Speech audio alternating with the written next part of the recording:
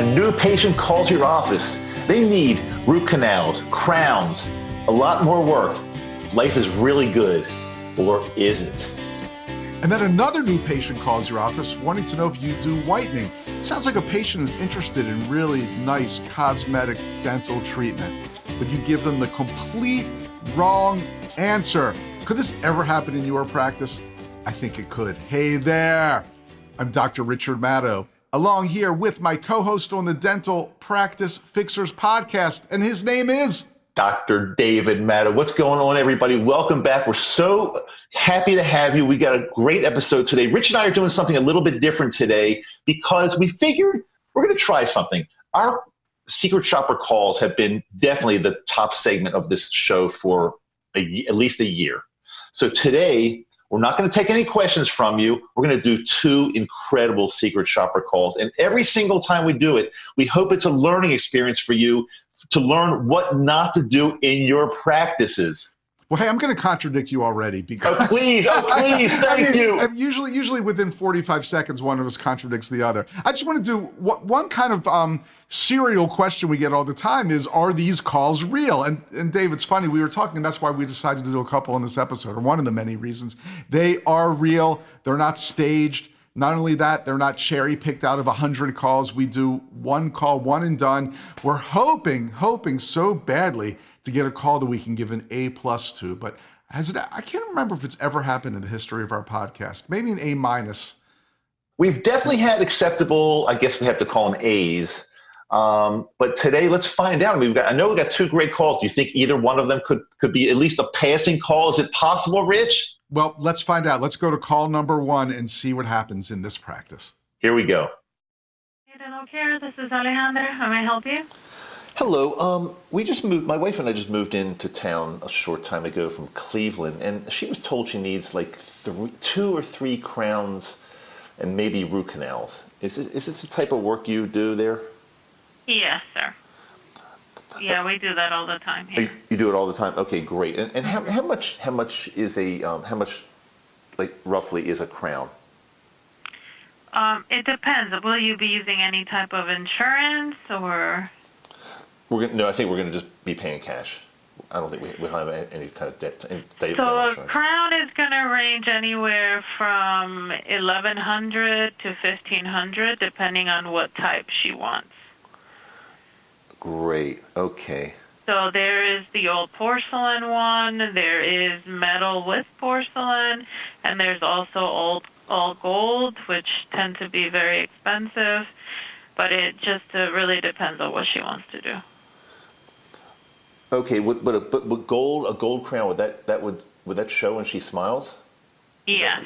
Mm-hmm. Is that good? Is that a good a lot of things kind of go into effect when it comes to picking out what type of crown you need. So usually most patients do pick the all porcelain, which is the $1,100 range. Right, I see. But some patients are just very adamant about gold, so they want gold, and that's a completely different fee for them. Is that the kind of thing we can decide once we're there? Yeah. Okay, great. Definitely. Okay, beautiful. Thank you very much for your help. I really appreciate that. That's going to help No problem. help my research. No problem. Thank you. Great. You're welcome. Yeah, bye. Bye-bye. Bye. Oy, Gewalt, where do we start? I gotta tell you, I just listened to this again, and I love my last line. I didn't realize what I said, but I said, "Thank you so much for your help. That's really going to help my research on this." Doing a little research project. Before we even start talking about the body of the call, which was pretty horrendous, I just want to say she missed a huge opportunity to connect in a non-dental way. You said you just moved to town from Cleveland. I don't know what town it is. Let's just make up a town. Let's just say it was San Antonio for some reason. So here's a new patient. They just moved from Cleveland to San Antonio. Out of all the dental practices from the Alamo and back, they decided to pick your dental practice. What a great opportunity for her to say, "Oh, welcome to San Antonio. Why did you move here?" Because chances are it was a major life event, a job change, a marriage, whatever. Something happened that made this person move from Cleveland to this town. Let's be friendly. Let's find out about it. Let's welcome them. Let's let them know that they moved to a great city and welcome to town. And there's so many great things to do here. We can't wait to meet you. Boom, boom, boom. Before you even start talking about dentistry, instead of just being someone who's following a script more or less, write you a script, whatever. Let's welcome this patient to town and start the bond right then and there within 15 seconds. Not even a hint of that.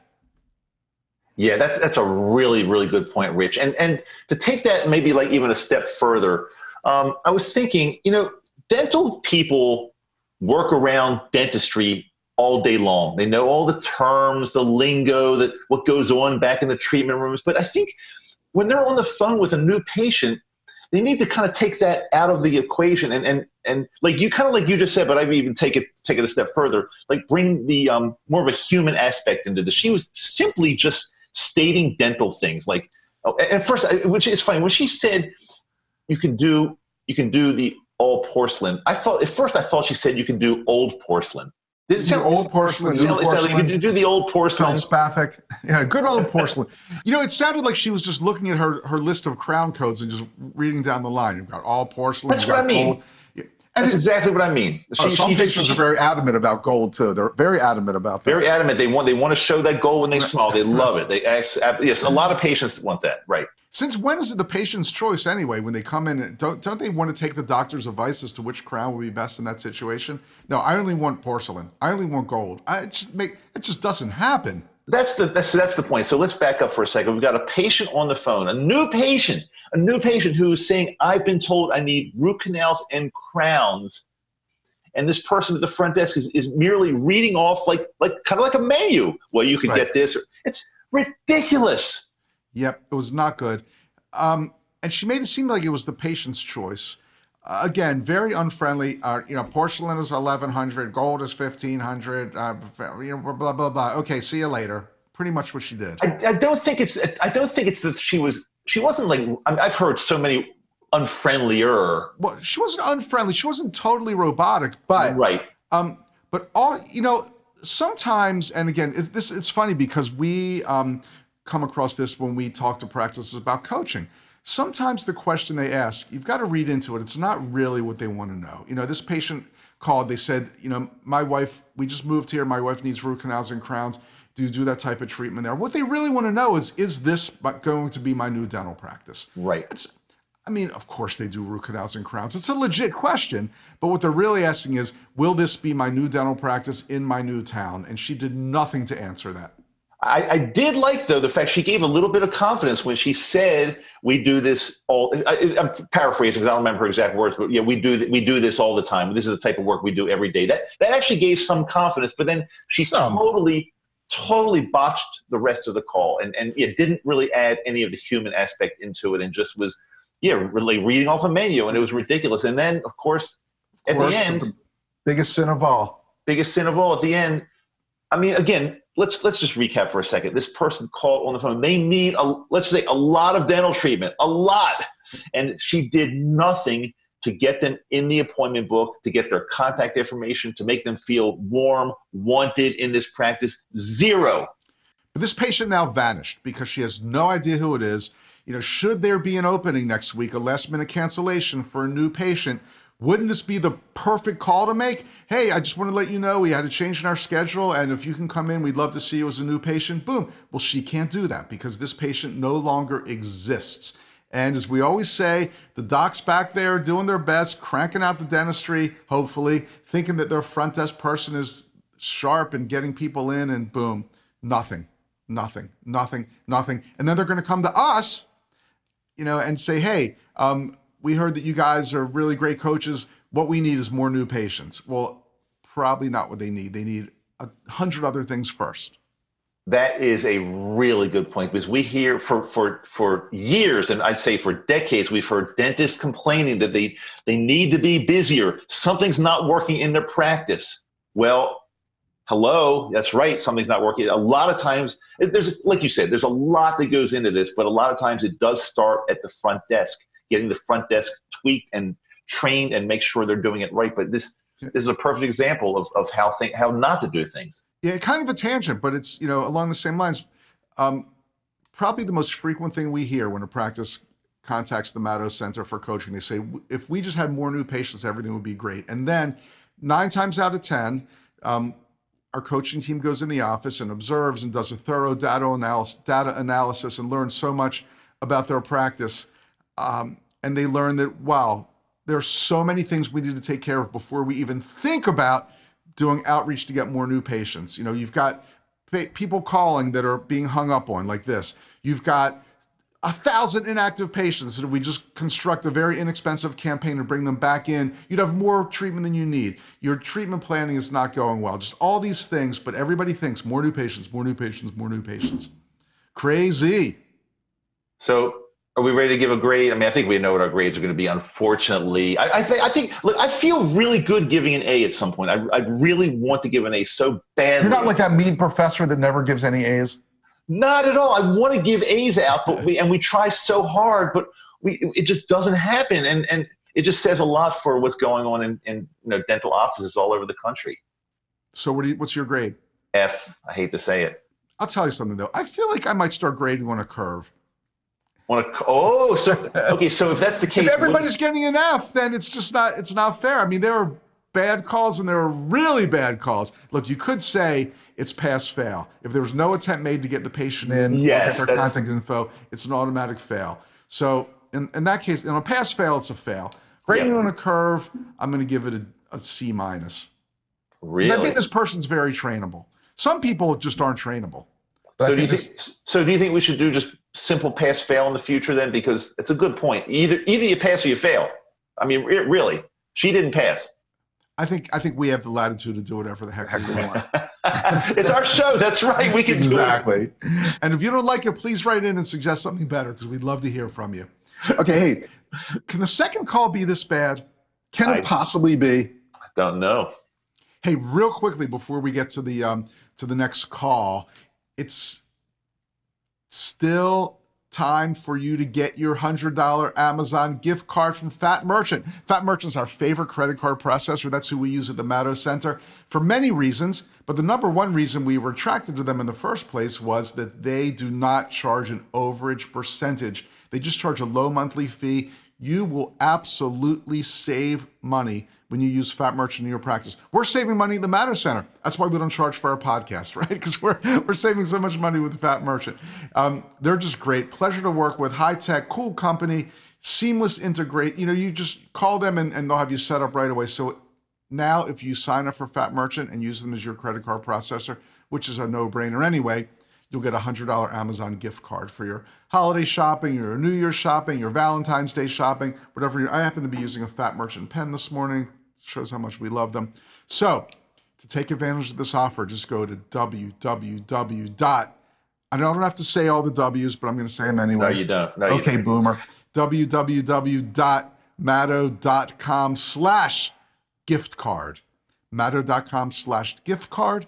You can get set up with Fat Merchant, get your $100 Amazon gift card, and wow, what a fun day that will be. Okay, Boomer, you done? Yep, done. Okay, Boomer, I tell you, I think the younger people should understand that maybe they can learn a lot from boomers who have had a lot of life experience instead of just saying, okay, Boomer. I mean, I take it as a compliment. A lot to be learned. Maybe we should take that as a compliment. But Rich, if I may segue on your little thing about Fat Merchant, because please. that is like the no-brainer's no-brainer. I mean, it really is. But if you're listening to the show or watching the show today and you're saying, maybe now, yeah, I get it. Maybe now's the time I'm ready to improve my practice, because these guys are here saying there's a lot more than just needing more new patients. And we go into offices and we find a lot of stuff and we fix it. We fix it. What does that say? The Hampton Inn? I can't see.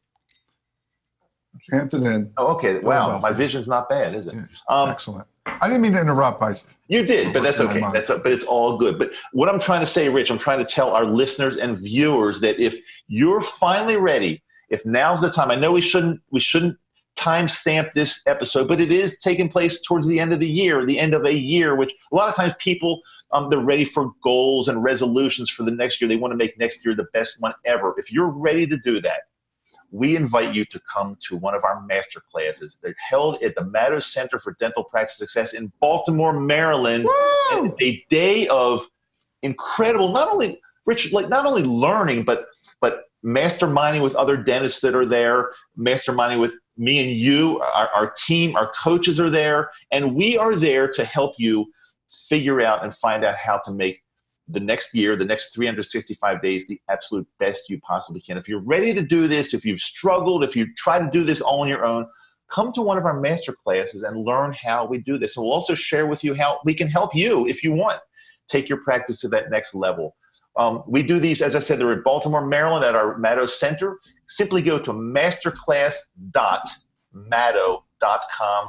You will see our schedule there. It is for doctors only, and we limit it to a small number of doctors to keep it intimate and to make sure you get the value out of it that you deserve.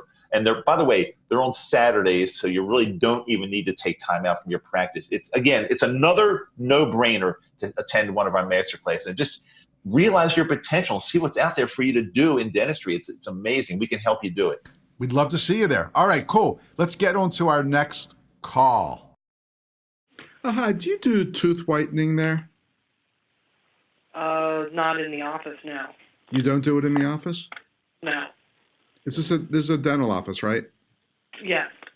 Uh-huh. We would make trays and give you whitening gel. You'd do it on your own. Oh, okay. How would that work? Like, is there a cost for that? For the upper and lower trays, it's $450, or for just the upper tray, it's $350. And then you get the nightweight touch-up with it. Okay, so I have to buy the gel then? Yes, you would have to buy the trays and the gel. Mm-hmm. And then I just do it on my own? Yes. All right. Great. Thank you so much for the information. You're welcome. Okay, bye. Bye-bye. Dave, I've got a question for you. What's that? When we're doing these calls, do you ever just want to say to them, I just have to tell you something. You are so bad at what you're attempting to do. You're just pathetic. Why didn't you do this? Why didn't you do that? I just want to scream at them. I mean, do you do whitening in your office? No. I mean, I kind of dragged it out because I knew we were going to be using it for the podcast, but anybody else would have just hung up right there. And they do whitening in their office. It's at-home whitening, but they still do it. They make custom trays. They supply the gel. So they do whitening. It's just unbelievable. Do you do whitening in your... Again, a brand new patient interested in some cosmetic treatment finds your practice out of every practice in the world. Do you do whitening? No. It's funny that you said it like that because I thought you were going to say what I was thinking. So when I was listening to that call, and as the call ended, I had one thought in my mind. If I were the doctor listening to that call, and the thought would be, you're fired. Exactly. You're fired. You're fired. You are of no value to building my practice. You're gone. That's horrible. Horrible. Absolutely at best. horrible. Horrible at worst. And again, a lot of times we say, well, they were nice. They were probably really trainable. No. Unless this person does a complete 180, they just don't get it. How could this person be working at the front desk at a dental practice? I think people at the front desk need to have serious owner mentality. Like, in other words, pretend this is my practice, and every time a call comes in, if I get somebody to a point, I make more money, which essentially is kind of the case, because if the practice is more successful, everybody benefits. You know what that reminds me of? Sorry to interrupt. I'm actually not that sorry, but Go ahead.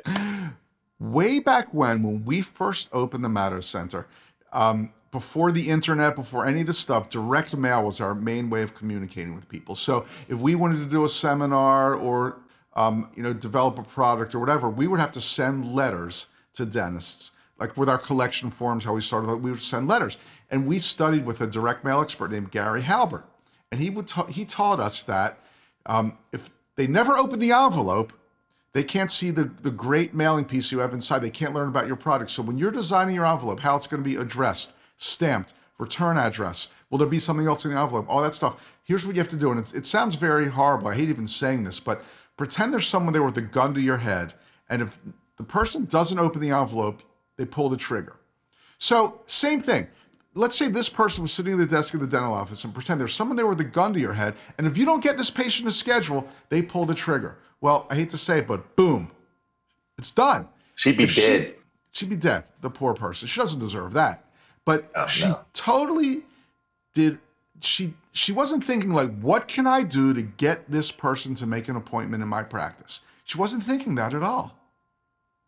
Right, and that's a great analogy with the envelope, the letter inside. I was kind of thinking the same thing. Like, and once they open the envelope, the most important thing is the headline, because that's the thing. The headline is kind of like an ad to get you to read the letter. It's like an advertisement, the headline. So the headline, her headline would be like her first comment to you. Like her first comment to you was, "No, we don't do that. No." That was her headline. To me, that was the envelope. Oh, do you think that was the envelope? Yeah. Okay, could be. Well, whatever it was, that was like the thing that decides the whole thing. So yeah, envelope or headline, whatever. But if her envelope/headline would have been friendly, "Oh yes, we do this all the time. We can make your teeth beautiful. You called the right place," then it would have been a totally different call. And make it an advantage. Best of all, once we make these really great fitting custom whitening trays for you, you can do the rest at home on your own time. You don't even need to spend time in the practice. It's so great.